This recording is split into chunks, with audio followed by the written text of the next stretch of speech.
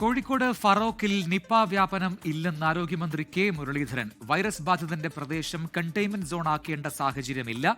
രോഗം സ്ഥിരീകരിച്ച 45-കാരന്റെ ആരോഗ്യസ്ഥിതി ഗുരുതരമായി തുടരുകയാണ്. സമ്പർക്ക പട്ടികയിലുള്ളവർക്ക് രോഗലക്ഷണങ്ങളില്ല. സംസ്ഥാനത്ത് ഇതുവരെ 130 ഷിഗല്ല കേസുകൾ റിപ്പോർട്ട് ചെയ്തതായും ആരോഗ്യമന്ത്രി അറിയിച്ചു. ആരോഗ്യമന്ത്രി കെ മുരളീധരന്റെ നേതൃത്വത്തിൽ കോഴിക്കോട് ചേർന്ന ഉന്നതതല യോഗത്തിൽ സാഹചര്യങ്ങൾ വിലയിരുത്തി. രോഗവ്യാപനം സംഭവിച്ചിട്ടില്ലെന്ന് മന്ത്രി പ്രതികരിച്ചു. പിന്നെ നിലവിൽ പുതിയ കേസുകളൊന്നും തന്നെ റിപ്പോർട്ട് ചെയ്യപ്പെട്ടിട്ടില്ല. സമ്പർക്ക പട്ടികയിലെ ലക്ഷണം ഉണ്ടായിരുന്ന 11 പേരെ പരിശോധിച്ചു. ഇന്ന് അതിൻ്റെ റിസൾട്ടൊക്കെ നെഗറ്റീവാണ്.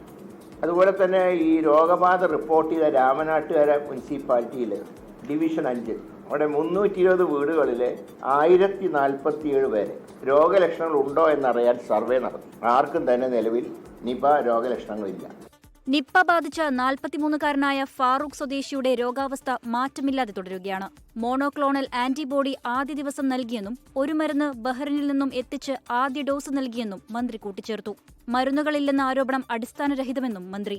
അഡ്മിറ്റായ അന്ന് തന്നെ റിബാവറിൻ മരുന്ന് കൊടുത്തു തുടങ്ങി. അന്ന് തന്നെ 12-ാം തീയതി മുതലാണ് മോണോക്ലോണൽ ആന്റിബോഡി ആദ്യത്തെ ഡോസ് കൊടുത്തു. റെംഡെസിവിർ മരുന്ന് ഇന്ത്യയിലൊരിടത്തും ഉണ്ടായിരുന്നില്ല. ആദ്യം ചെന്നൈയിലുണ്ടെന്ന് പറഞ്ഞു. ചെന്നൈയിൽ നോക്കിയപ്പോൾ ഔട്ട് ഓഫ് സ്റ്റോക്കാണ്. 2021 ശേഷം ഈ മരുന്ന് പർച്ചേസ് ചെയ്തിട്ടില്ല എന്നാണ് കിട്ടിയ പ്രാഥമിക വിവരം.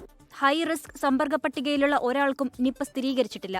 രോഗിയുമായി അടുത്തിടപഴകിയവർക്ക് ജൂൺ 10 മുതൽ പ്രതിരോധ മരുന്നുകൾ നൽകിയിട്ടുണ്ടെന്നും മന്ത്രി പറഞ്ഞു.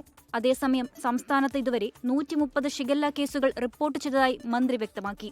ഷിഗല്ല പ്രതിരോധ പ്രവർത്തനങ്ങൾ ഊർജിതമായി നടത്തുന്നുണ്ട്. ഹോട്ടൽ പരിശോധന കർശനമാക്കിയതായും വിദ്യാലയങ്ങളിലെ കിണറുകൾ പരിശോധിക്കാൻ നിർദ്ദേശം നൽകിയിട്ടുണ്ടെന്നും മന്ത്രി കൂട്ടിച്ചേർത്തു. 24 കോഴിക്കോട്.